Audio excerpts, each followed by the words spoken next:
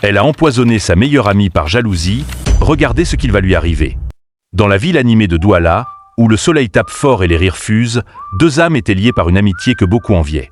Sarah et Maya, inséparables depuis l'enfance, partageaient tout, les joies, les peines, les rêves et les secrets les plus intimes.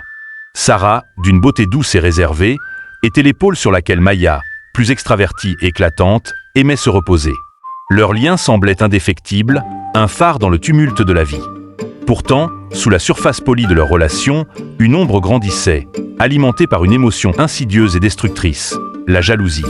Maya, bien que brillante et charismatique, nourrissait secrètement un ressentiment envers Sarah. La réussite professionnelle de Sarah, son mariage heureux avec un homme aimant, et même la facilité avec laquelle elle semblait attirer le bonheur, étaient devenus pour Maya des miroirs reflétant ses propres insatisfactions. La colère montait en elle, une marée noire qui menaçait de tout engloutir. Elle se sentait éclipsée, minimisée, et l'amour qu'elle portait à Sarah commençait à se tordre en une haine sourde. La tristesse de Maya était profonde, une blessure ouverte qu'elle tentait de masquer sous des sourires forcés. Elle se sentait piégée dans sa propre vie, incapable d'atteindre le même niveau de plénitude que Sarah. Cette tristesse se muait en une obsession dangereuse. Si elle ne pouvait pas avoir ce que Sarah avait, alors Sarah ne devrait pas non plus le garder. L'idée, d'abord une pensée fugitive, s'enracinait, grandissait, et se nourrissait de ses nuits sans sommeil et de ses jours remplis d'amertume. Maya, profitant de la confiance aveugle de Sarah, commença à s'immiscer davantage dans sa vie, observant, calculant. Un soir, lors d'un dîner intime chez Sarah, elle mit son plan à exécution. Avec une poignée de pilules discrètement glissées dans le verre de vin de son ami, elle croyait mettre fin à cette jalousie qui la rongeait, à cette douleur qu'elle ne supportait plus. La scène était presque banale, le rire de Sarah résonnant dans la pièce, tandis que le poison silencieux commençait son œuvre. Avant de continuer, si vous aimez les histoires que nous proposons, nous vous invitons à vous abonner et à liker pour soutenir N. N'hésitez pas à nous communiquer votre pays dans les commentaires et à nous donner votre avis, cela nous fait tellement plaisir. Les jours suivants furent un tourment pour Maya. Sarah tomba gravement malade, son corps luttant contre l'invisible agresseur. L'angoisse de Maya était une lame à double tranchant, la peur de la découverte et un remords grandissant qui commençait à l'étouffer. Elle observait Sarah, pâle et affaiblie, et le miroir qu'elle craignait en reflétait désormais l'image d'une meurtrière potentielle. La tristesse qu'elle avait cherché à fuir était revenue, décuplée par la culpabilité. Les médecins, perplexes, tentaient de comprendre l'origine de la maladie de Sarah. Des examens furent menés, et les premiers indices d'une substance étrangère apparurent. Elle ne pouvait plus supporter le poids de son acte, la vision de Sarah souffrante la hantait jour et nuit. Un soir, à l'hôpital, alors que Sarah luttait pour sa vie, Maya craqua.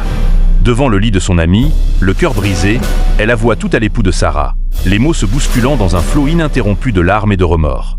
La révélation fut un choc violent, une trahison au-delà de l'imaginable. La police fut alertée, et Maya fut arrêtée.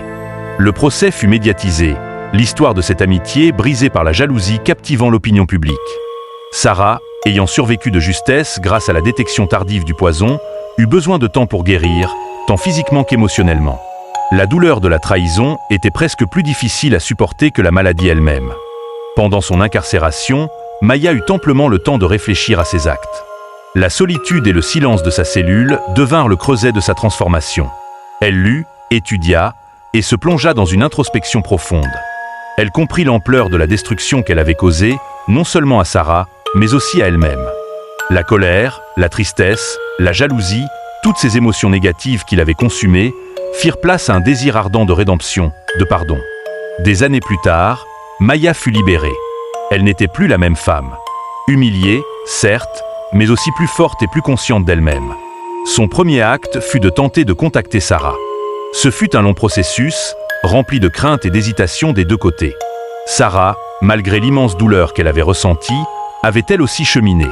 Elle avait appris à pardonner, non pas pour Maya, mais pour elle-même, afin de se libérer du poids de la rancœur. Le jour de leur retrouvaille fut à la fois dramatique et d'une étrange beauté. Dans un petit café discret, elles se firent face. Il n'y eut pas de grandes effusions, juste des regards lourds de souvenirs et d'émotions contradictoires. Maya exprima ses remords sincères, son regret profond, sa compréhension de l'ampleur de son geste.